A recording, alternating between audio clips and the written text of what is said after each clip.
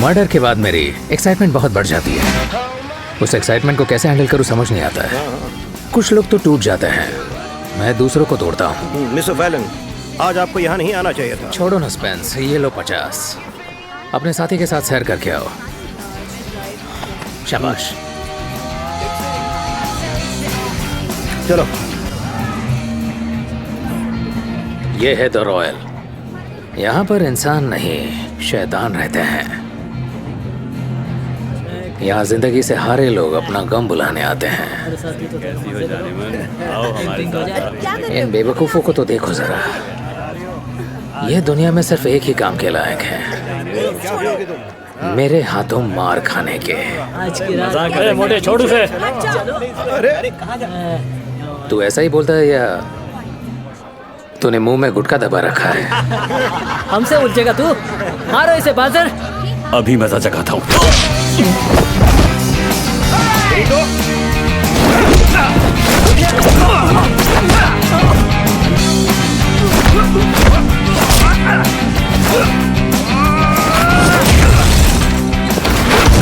लगता है ये कल के पैदा हुए बदमाश सड़क से उठकर आए हैं।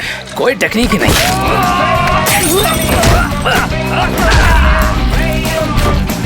मैं अब लोगों से सिर्फ लड़ता नहीं हूं,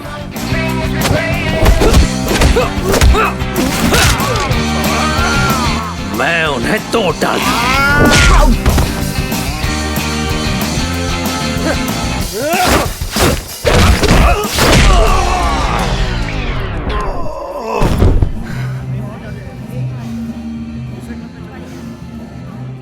ये तुम रख लो, मेरी पीएमटी में मदद के लिए।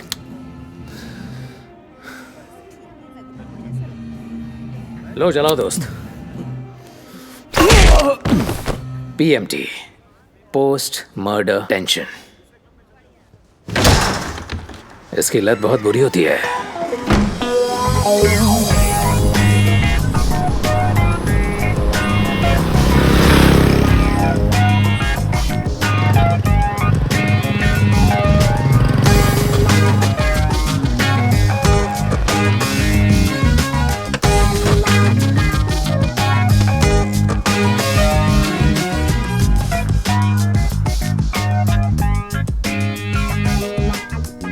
मामूली क्लब्स में म्यूजिशियंस, लॉयर्स, बैंकर्स और बिल्डर्स जाते हैं, लेकिन इस दरवाजे की दूसरी तरफ सिर्फ मुझ जैसे लोग जा सकते हैं। The oasis. इस पब में इंसानों का शिकार किया जाता है। ये शिकारियों की पसंदीदा जगह है। कैसे हो तुम कॉलिन? बढ़िया। हमारा काम है लोगों को मारना और ये धंधा बढ़ता ही जा रहा है। और बाकियों की तरह ही हमारी भी एक टीम है। ये है कार्नेज क्लिफ। ये भी एक हिटमैन है, लेकिन ये अपने शिकार को बेरहमी से एक्स के साथ मारता है। स्कॉटलैंड यार्ड की पुलिस क्लिफ को पागलों की तरह ढूंढ रही है। अब वो एक पेशेवर किलर नहीं, बल्कि एक सनकी खूनी बन चुका है। आजकल पुराने अंदाज में इस तरह से खून करने का ट्रेंड जा चुका है, पर वो फिर भी टीम का हिस्सा है। कैसे हो क्लिफ मेरे दोस्त? ये है जहरीला पीट। इसे देखते ही घिन आने लगती है। इसे साफ जगह और खुशबू नहीं, गंदगी और बदबू में रहना पसंद है।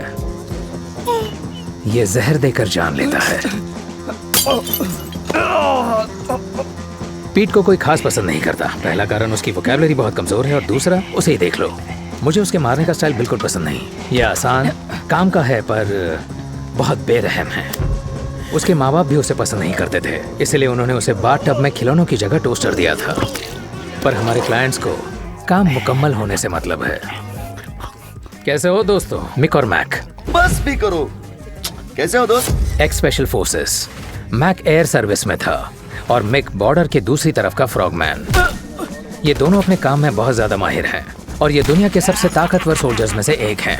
इराक, अफगानिस्तान और सीरिया में जाकर भी ये दुश्मनों को धूल चटा चुके हैं। ये तीनों के तीनों जंग के मैदान के हीरो हैं। इनकी काबिलियत पर कोई शक नहीं कर सकता। लेकिन जब बात आती है कि किस देश के स्पेशल फोर्सेस ज्यादा बेहतर हैं, तो मेरी बात सुनो। तुमने उतनी बार खाना नहीं खाया होगा जितने डिक्टेटर्स को हमने मारा। लेकिन हमने मारा है बिन लादेन को, सद्दाम को और हिटलर के बारे में तो पता ही होगा। ये खून भी बहुत सफाई के साथ करते हैं। मिक और मैक की खासियत है कि वो बड़े मर्डर केसेस को भी बहुत आम सीन बना देते हैं, जिस पर पुलिस का भी ज्यादा ध्यान न जाए। स्पेशल फोर्सेस का बॉन्ड कुछ हटके है जो हम आम लोग शायद समझ ना पाए। हाँ, भले ही उनके लिए अपना देश दूसरे से बेहतर हो, पर वो एक ही सिक्के के दो पहलू हैं और एज अ टीम इनका कोई मुकाबला नहीं है। इन्हें मर्डरिंग मर्सनरीज कह सकते हैं। अगर मेरी आंटी को मूंछ होती तो मैं उन्हें अंकल कहता। इसका क्या मतलब है? माइकल, यह है जेन द रिपर। इस कहानी की शुरुआत बहुत पहले हुई थी। अमेरिकन आर्मी की लड़की जापान में पली बड़ी, जिसे अपने स्टेप डैड से सख्त नफरत थी और जो 16 साल की उम्र में घर से भाग गई थी। उसने 10 साल तक बदनाम रॉनिन के साथ अपनी ट्रेनिंग की। लेकिन ये कहानी फिर कभी सुनाऊंगा। जेन पुराने अंदाज के साथ अपना निशान छोड़ती है। पहले उन्हें वो अपने जाल में फंसाती है और फिर अचानक ये हसीना कातिलाना बन जाती है। ये तलवार चलाने में माहिर है और अंदर से शैतान है। ये प्यार से लोगों की जान ले लेती है। सुना है कि वो अपने शिकार के गुप्त अंगों को घर में सजा कर रख लेती है। अगर ये सच है तो उसकी अलमारी उनसे अब तक भर चुकी होगी। सभी साथी उसे बहुत प्यार करते हैं, लेकिन उन्हें अपनी जान भी बहुत प्यारी है। और ये है फीका फ्रेड। ये नाम इसे इसकी पर्सनैलिटी के लिए दिया गया है। उसका पुराने जमाने से न निकलना, सोशल मीडिया से डरना और सिर्फ फीका खाना खाना। ये टेलीफोन डायरेक्टरी से अपने टारगेट्स को चुनता है। हम उसे टेस्ट पायलट बुलाते हैं। ये लोगों को मारने के नए नए तरीके ढूंढता है। फ्रेड के ज्यादातर इन्वेंशंस बहुत बेकार होते हैं, पर लेट 90s में एक लीग मैच फिक्सिंग स्कैंडल को छुपाने के लिए उसने पूरी की पूरी फुटबॉल टीम को ही बीमार कर दिया। और तब से उसकी किस्मत की गाड़ी निकल पड़ी। किसी की नजर मुझ पर नहीं गई। तो इस हफ्ते किसकी बारी है फ्रेड? ये कोई शख्स है जिनका नाम है मिस्टर डॉसेट। ये 15 रॉजर्स एवेन्यू में रहते हैं। बहुत लकी है। नहीं, बाइक ले ली माइक। और ये है लैंडलॉर्ड, हम पर नजर रखने वाला, द बॉस, बिग रे, रिटायर्ड डेथ मर्चेंट। पहले ये खुद लोगों की जान लेता था, पर आजकल ये बार के पीछे ही रहता है। अच्छा हुआ तुमने उस पुरानी खटारा बाइक को बदल दिया और एक ब्रिटिश बाइक ले ली। वैसे माइक की पुरानी बाइक बहुत ही कमाल की इटालियन बाइक थी रे। अरे भाड़ में गई वो, कैसे ब्रिटिश हो तुम? ये कमाल की है, इसका कोई जवाब नहीं। मेरी बात याद रखना। तो इस वक्त तुम किस चीज पर काम कर रहे हो फ्रेड? क्या तुम्हें पता है कि एनाफिलैक्टिक शॉक से आजकल काफी सारे लोगों की जानें जा रही हैं? नहीं तो फ्रेड, नहीं। मैं इस पे रिसर्च कर रहा था और मैंने ये पता लगाया कि तुम एक वक्त पे बिल्कुल नॉन एलर्जिक हो सकते हो और बिल्कुल 1 सेकेंड बाद तुम बिल्कुल एलर्जिक हो जाओगे। लगता है तुम्हारी बात हो रही है पीठ। इतनी खतरनाक एलर्जी कि आप इससे मर भी सकते हो। वो हम खतरनाक बोलने पर ही समझ गए थे फ्रेड। पता है, इसका एक बहुत ही कॉमन एग्जांपल है मामूली प्लास्टर। ये इतना जल्दी हो सकता है जैसे कार पे प्लास्टर बदलना, और नया वाला तुम्हें मार सकता है। एक सेकंड, इसका मतलब है हम लोगों की जान लेंगे उन पे प्लास्टर लगाकर। एग्जैक्टली। मुझे बस एक और फील्ड टेस्ट करना है श्योर होने के लिए। जैसे ही मिस्टर डॉसेट आएंगे तो मैं उनका। तुम्हें पता है ना कि तुम इस दुनिया में आखिरी इंसान हो जो अब भी फोन बुक यूज करता है ना फ्रेड? क्योंकि मुझे इंटरनेट पर भरोसा नहीं है, तुम्हें तो ये पता है। तो इसका मतलब है हम बैंडेज को हथियार बनाएंगे। हाँ, यही तो फनी बात है। बकवास, काम नहीं करेगा। बताओ कितनी की शर्त लगी? अरे 100 की लगा लो। लगी शर्त। ए बिग रे, उस होटल का नाम क्या है जिसमें पहली सिंगापुर स्लिंग सर्व हुई थी? लेटर्स कितने हैं? 7। तो फिर तुम भाड़ में जाओ। हाँ, 7 से ज्यादा लेटर है। चलो अब बता भी दो, तुम्हें अपने शादी से ज्यादा पजल सॉल्व करना पसंद है। क्योंकि वाइफ के सवालों से तो वो बेहतर है। चार्मिंग रे, लड़कियों को नीचा दिखाने से वक्त मिल गया हो तो क्या तुम मेरे लिए एक ड्रिंक बना दोगे प्लीज? हे सुनो, मैं क्या करूं, मेरा जहन पे दिल आ गया है। ऐसा कुछ सोचना भी मत, वरना अपनी जान खो बैठोगे। ठीक है, अगर इसके लिए जान भी जाती है तो क्या हर्ज है। हे जैन, आजकल कितना पैसा ले रही हो? खास दोस्तों के लिए कोई डिस्काउंट है क्या? तुम्हें क्या लगता है मैक, मैं कोई सस्ती सी होकर हूँ, या उससे भी बुरा कि हम दोस्त हैं? थोड़ा रिस्पेक्ट दिखाओ दोस्तों। हम सब जानते हैं कि जीन हमारी दोस्त है।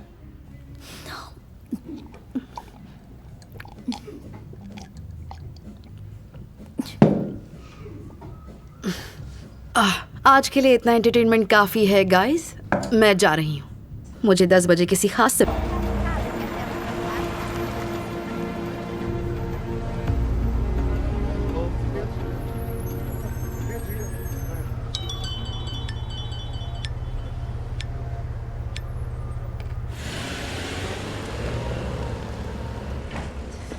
संभल के आराम से चलो। आराम से। हाँ, गाड़ी में बैठ जाओ आराम से। सिर संभालना आराम से। Very good.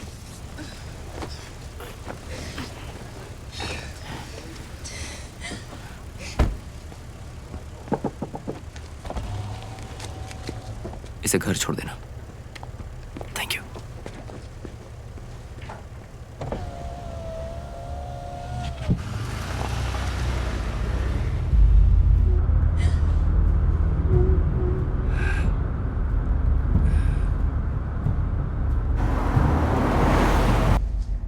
क्यों रे?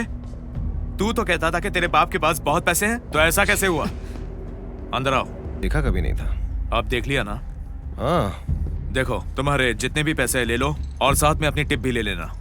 Thank you, thank you. आप पूछेंगे कि वो सही सलामत घर पहुंचे कि नहीं? क्या वो सही सलामत पहुंच गए? नहीं, मैंने उसे हॉस्पिटल पहुंचा दिया जहां उसका ट्रीटमेंट हो रहा है। वैसे क्या नाम बताया? आप तो उसका नाम भी नहीं जानते। मैं अक्सर सबको एक मौका देता हूं अपनी गलती सुधारने के लिए, लेकिन आज तुम्हें वो मौका नहीं दूंगा। आज मुझे तुम्हारे कैमरा, मोबाइल फोन वगैरह चाहिए, जिससे पता चलेगा कि तुमने उसके साथ क्या किया है।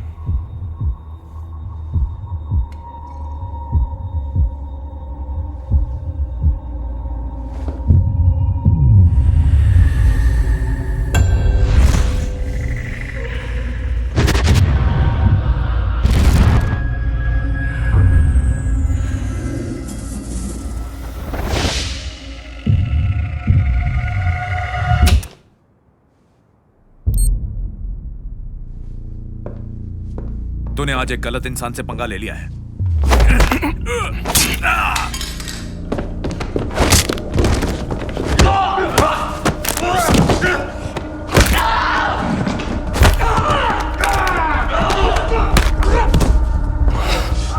आओ।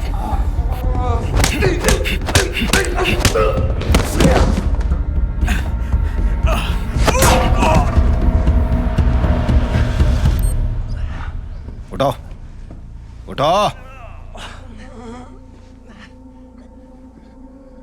रोना बंद करो और अपना फोन दो। राइट या लेफ्ट? मैंने कुछ नहीं किया। तुम राइट हैंडेड हो या लेफ्टी हो, बताओ। राइट। तो अब पुलिस को फोन करो और उन्हें सब कुछ सच सच बताओ कि आज यहाँ क्या हुआ। तुम्हारे बाप के पैसे इस बार तुम्हें बचा नहीं पाएंगे, समझे? ठीक है। लड़की का नाम पता है? नहीं। उसका नाम एमी है। अपना लेफ्ट हैंड इधर करो। अपना लेफ्ट हैंड इधर लाओ। मुझे 5 स्टार रेटिंग चाहिए। बात समझ में आई? ठीक है। मेरे लिए तो नहीं, किसके लिए? एमी के लिए। बिल्कुल सही। किसके लिए? एमी। किसके लिए? एमी।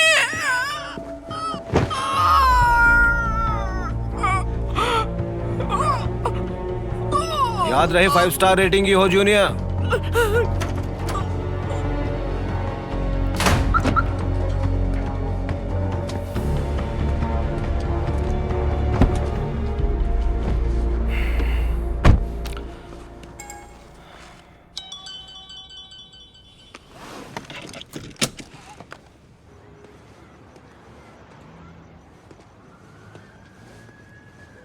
ये पुलिस की गाड़ी कहाँ जा रही है?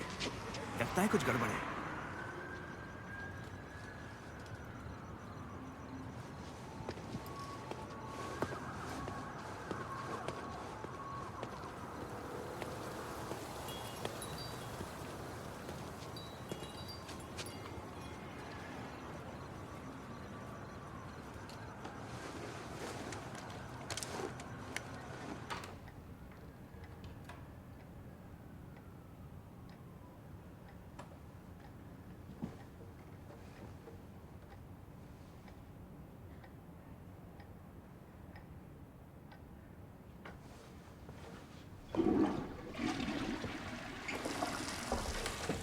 हेलो सुजन, आए और कैसे पता चला ये मैं हूँ? मुझे तुम्हारी खुशबू आ गई। मैं तो अभी बाथरूम में थी। नहीं, तुमने जो एस्पैरागस सोया सॉस के साथ खाया उसकी खुशबू आई। तुम भी तुम्हारे हाँ। परफ्यूम की खुशबू आई। कैसी हो तुम? मैं ठीक हूँ। तुम कैसे हो? अब बेहतर हूँ। मैंने तुम्हारे लिए कुछ बनाया है। सोचो क्या? सूप। ये बताओ टर्की में सब कुछ कैसा रहा? हैप्पी एंडिंग थी। सब ठीक हो गया। इसका मतलब तुम्हारी तरफ से डिनर बनता है। मैंने डिनर के लिए कहाँ कहा था? तो क्या तुम सब फ्री मैंने में कब चाहते कहा हो? डिनर फ्री में आता, लेकिन ना, पैसे ना, मैं मेरे नहीं दोस्त, दूंगा। मैं फ्री में काम नहीं करती। ब्रायन कैसा है? अच्छा है, उसकी एक और बुक निकली है। अच्छा? क्या मैं पढ़ सकता हूँ उसे? हाँ, क्यों नहीं, लेकिन तुम इतने बिजी होते हो, अगर तुम अपने दोस्तों और अपने काम से टाइम निकाल सको तो जरूर पढ़ना वो बुक। दोस्ती भी एक हद तक होती है। हाँ, ये बात तो है। मैंने भी नहीं पढ़ी, बहुत बिजी थी। काम के सिलसिले में आओ। मीटिंग्स के लिए। मीटिंग्स। बर्थडेज याद रखना मुश्किल होता है, पर मैं अपने भाई का बर्थडे नहीं भूलती। मैं एक दिन अपने कपड़े फोल्ड कर रहा था और सोचने लगा कि मेरे पास अब कोई भी ऐसा कपड़ा नहीं बचा है जिसे विवियन ने देखा है। मुझे नहीं लगता इसमें कोई बुरी बात है। क्या? उसको कभी भी मेरे कपड़े पसंद नहीं थे। जब भी मैं अपनी पसंद से कुछ खरीद कर लाता, अगले दिन वो गायब हो जाता, और जब मैं उससे इस बारे में पूछता तो वो सीधे मुकर जाती कि उसे इस बारे में कुछ भी पता नहीं है। और फिर थोड़ी देर में कहती, तुमने जो पर्पल कलर की शर्ट खरीदी थी ना, पता नहीं वो कहाँ गई वो। और फिर मैं उसकी पसंद की शर्ट पहन लेता।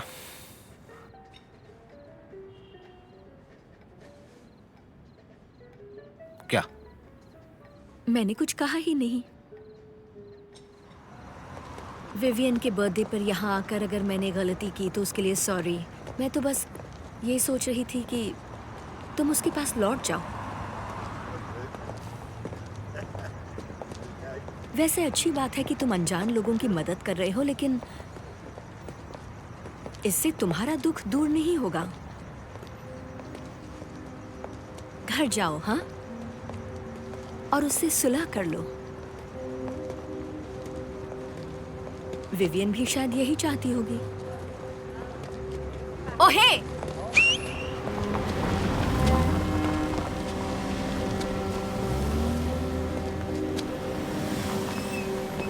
एटिकेट्स भूले नहीं हो। तुम ठीक कह रही हो। ये सारी बातें तुम्हें इसलिए कह रही हूँ कि मुझे तुम्हारा ख्याल है और मैं तुम्हारी इकलौती दोस्त हूँ। एयरपोर्ट चलना।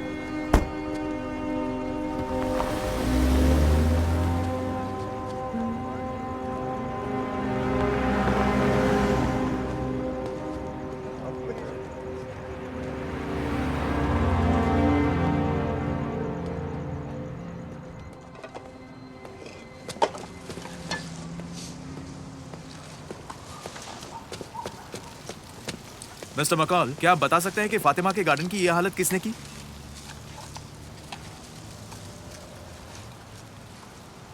बच्चे।